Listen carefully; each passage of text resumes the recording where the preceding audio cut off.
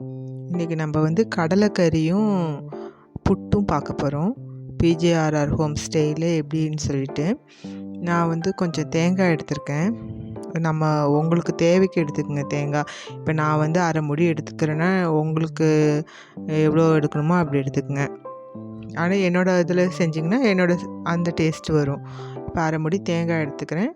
நான் வந்து 2 ஸ்பூன் மிளகாத்தூளும் 4 ஸ்பூன் மல்லித்தூளுமே எடுத்துக்கிறேன். எடுத்துகிட்டு கொஞ்சம் ஒரு அரை ஸ்பூன் போல் மஞ்சத்தூள் சேர்த்துக்கிறோம். அப்புறம் வந்து நாங்கள் ஏற்கனவே எங்களோட இதில் போய் பார்த்தீங்கன்னா சேனலில் போய் பார்த்தீங்கன்னா தெரியும்.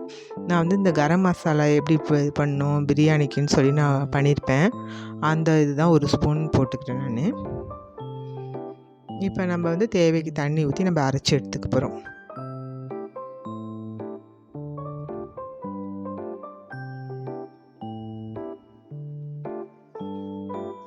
இதை நம்ம அரைச்சி இப்போ வச்சுக்க போகிறோம் ரெடியாக. அடுத்தது வந்து நமக்கு வந்து சின்ன வெங்காயம் ஒரு 10-15 வெங்காயம் எடுத்துக்கிறோம், சின்ன வெங்காயம். அப்புறம் உருளைக்கிழங்கு போடணுன்னு கிடையாது, விருப்பம் இருக்கவங்க போட்டுக்கலாம். நாங்கள் உருளைக்கிழங்கு 2 எடுத்திருக்கேன். கடலையை வந்து நைட்டே ஊற வச்சுட்டு இப்போ வந்து குக்கரில் வேக வச்சு வச்சுருக்கேன். ஒரு பெரிய வெங்காயம் எடுத்திருக்கேன், ஒரு தக்காளி எடுத்திருக்கேன்.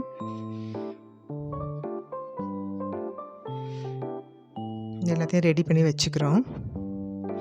நான் வந்து இஞ்சி பூண்டு நான் ஏற்கனவே உங்கள்கிட்ட சொன்ன மாதிரி அரைச்சி நான் வந்து ஐஸ் க்யூப் இதில் போட்டு வச்சுருவேன்.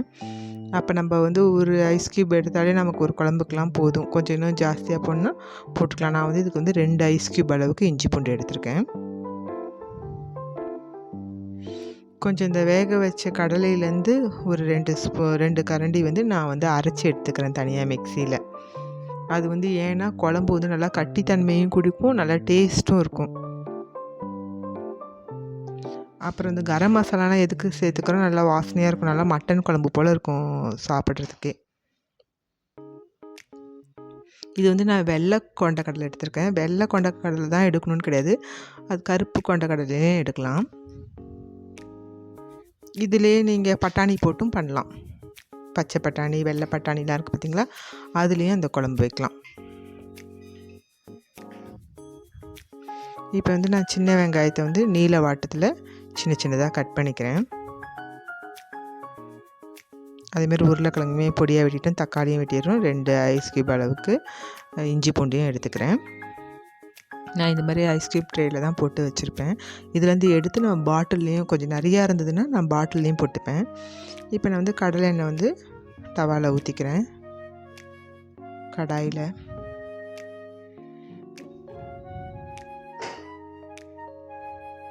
இப்போ இதில் பட்டை, கிராம்பு, ஏலக்காய் என்னென்னலாம் சேர்க்கணுமோ அதெல்லாம் சேர்த்துக்கிறோம், வாசனை பொருட்கள்லாம்.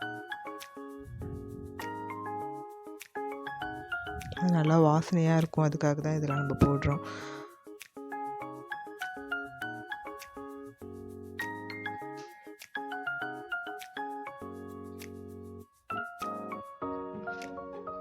ஸ்டார் பூ, பட்டை, கிராம்பு எடுத்திருக்கேன். அதில் சும்மா எல்லாம் ஒரு 5-6ன்னு போட்டுக்கலாம். ஒரு ஸ்டார் பூ தான் போட்டேன். இப்போ நான் சின்னதாக வெட்டி வச்சுருக்கேன் வெங்காயத்தை சேர்த்துக்கிறேன். நல்லா வதக்கிக்கிறோம். நான் கண்ணாடி பதம் வந்ததுக்கப்புறம் நம்ம வந்து தக்காளி போட்டுட்டு இஞ்சி பூண்டு சேர்த்துக்கலாம். ஏன்னா நம்ம வெங்காயம் போட்ட உடனே இஞ்சி பூண்டு சேர்த்தோம்னா பாத்திரத்தில் வந்து போய் பிடிக்கும் அப்படியே. அதை விட நம்ம தக்காளி போட்டுட்டு பண்ணினோம்னா நல்லா பாத்திரத்துலேயும் பிடிக்காது, அடி பிடிக்காமல் அப்படியே நல்லா வரும். இப்போ வந்து சீக்கிரம் வதங்கிறதுக்காக நான் கொஞ்சம் வந்து கல் உப்பு போட்டுட்டேன் தேவைக்கு. நம்ம குழம்புக்கு இப்பயே சேர்த்துக்கலாம் உப்பு, வெங்காயமும் சீக்கிரம் வதங்கின மாதிரி இருக்கும். இப்போ நான் இஞ்சி பூண்டையும் சேர்த்துருக்கேன். தக்காளியும் போடணுன்னா போட்டுக்கலாம், அப்புறமா இஞ்சி பூண்டு போட்டாலும் போட்டுக்கலாம், அது அவங்க விருப்பம்தான்.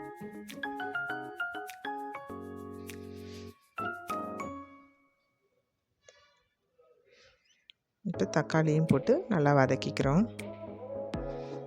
எல்லாம் ஒரு அளவுக்கு நல்லா வதங்கினதுக்கப்புறம் உருளைக்கிழங்கையும் போட்டு நம்ம வதக்க போகிறோம்.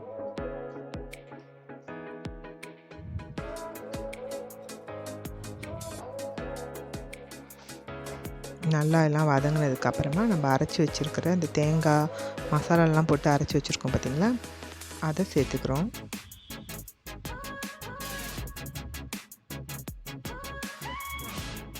இந்த கடலைக்கறியை கண்டிப்பாக எல்லாம் ட்ரை பண்ணி பாருங்கள். பார்த்துட்டு எப்படி இருந்ததுன்னு சொல்லுங்கள். கருவேப்பிலை முன்னாடியே சேர்த்துருக்கலாம். நான் வந்து அப்போ ரொம்ப இதாகிடுமே, அது இப்போ போட்டோம்னா இந்த ஃப்ளேவர் நல்லாயிருக்கும், கருவேப்பிலையோட ஃப்ளேவர். அதுக்காக நான் இப்போ தான் சேர்த்துக்கிறேன். அந்த குச்சியோடு போட்டோம்னாலும் நல்லா வாசனையாக இருக்கும் கருவேப்பிலை ஸ்மெல்லு. அந்த குச்சிலையும் சத்துலாம் இருக்குது.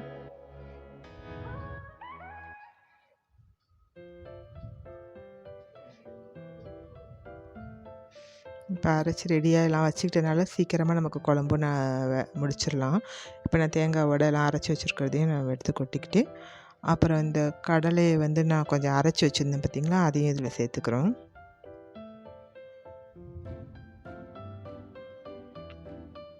ஏற்கனவே தேங்காய் போட்டிருக்கிறதே குழம்பு நல்லா கட்டியாக தான் இருக்கும். இப்போ இந்த கடலை போட்டிருக்கிறது வந்து இன்னும் கட்டியாக இருக்கும். குழம்பு வந்து கொஞ்சம் ஜாஸ்தியாகவும் வரும், நமக்கு வந்து அது வந்து திக்னஸும் இருக்கும், டேஸ்ட்டும் இருக்கும்.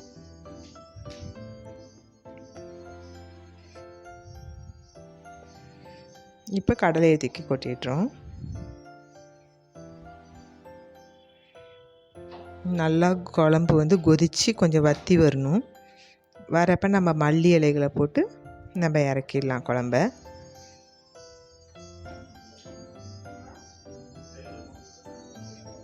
இப்போ வந்து பக்கத்துலேயே நான் வந்து புட்டுக்கும் மாவு இது பண்ண ஆரம்பிச்சிட்டேன். இப்போ இது வந்து சம்பா அரிசி தான் எடுத்திருக்கேன். இது வெள்ளை அரிசி கிடையாது, இந்த ரெட் கலரில் இருக்கும் பார்த்திங்களா, அந்த அரிசி தான். அதில் தான் நான் இப்போ புட்டுக்கு வந்து அரைச்சி நான் ரெடியாக வச்சுருப்பேன் வீட்டில் எப்பயுமே. அந்த அரிசியை தான் போட்டு தேவைக்கு உப்பு போட்டுட்டு தண்ணி தெளித்து நம்ம புட்டு பதத்துக்கு வந்து பிசைஞ்சு எடுத்துக்கிறேன். அது வந்து நம்ம பிடிச்சு பார்த்தோம்னாலே அப்படியே நிற்கணும். அப்புறம் நம்ம உதுத்து விட்டு அப்படி உதிர்ந்து போயிடணும், அந்த அளவுக்கு பதத்தில் இருக்கணும். எனக்கு எப்பயுமே அது பிசைஞ்சு அந்த பழக்கம் இருக்கிறதுனால நான் அது எனக்கு தண்ணி அளவுலாம் தேவையில்லை, நான் மட்டும் எடுத்து ஊற்றி பண்ணிவிடுவேன். தெரியாதவங்க, பழக்கம் இல்லாதவங்க வந்து கொஞ்சம் கொஞ்சமாக தண்ணி தெளித்து நீங்கள் கொஞ்சம் விரைவிடுங்க.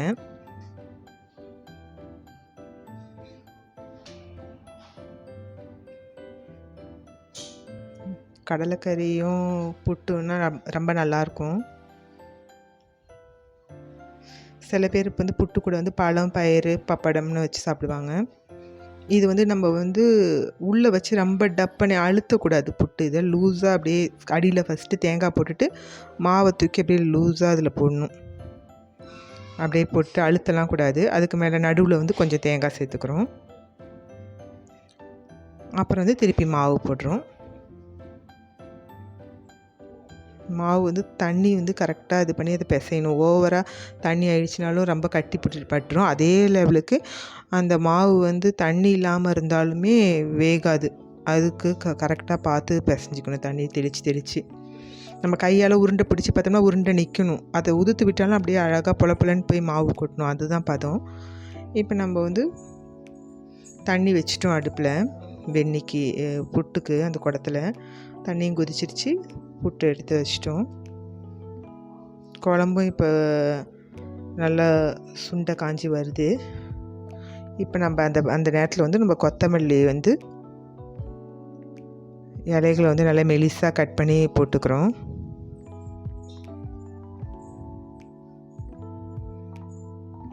கடலைக்கறியும் புட்டும் ரெடி. நீங்கள் இதை பார்க்குறது மட்டும் இல்லாமல் இதை நீங்கள் ட்ரை பண்ணி பாருங்கள். பார்த்துட்டு கண்டிப்பாக நல்லா இருந்ததுன்னா உங்கள் அபிப்பிராயங்களை சொல்லுங்கள். நிறைய பேர் வீடியோ பார்க்குறீங்க, சப்ஸ்கிரைப் பண்ண மாட்டீங்க. கொஞ்சம் சப்ஸ்கிரைப் பண்ணால் எங்களுக்கு கொஞ்சம் ஒரு என்கரேஜ்மெண்ட்டாக இருக்கிற மாதிரி இருக்கும். கொஞ்சம் நீங்கள் ஹெல்ப் பண்ணுங்கள் எங்களுக்கு. உங்களோட ஆதரவு கண்டிப்பாக எங்களுக்கு தேவை.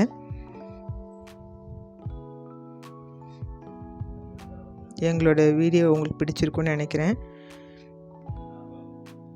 புட்டு ரெடி ஆயிடுச்சு.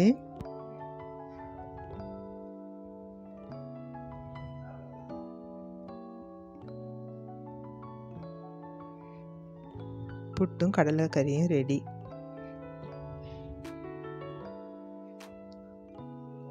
கண்டிப்பாக நீங்கள் இதை பார்க்குறது மட்டும் இல்லாமல் நீங்களும் இதை கண்டிப்பாக பண்ணி பார்த்துட்டு எப்படி இருந்ததுன்னு சொல்லுங்கள்.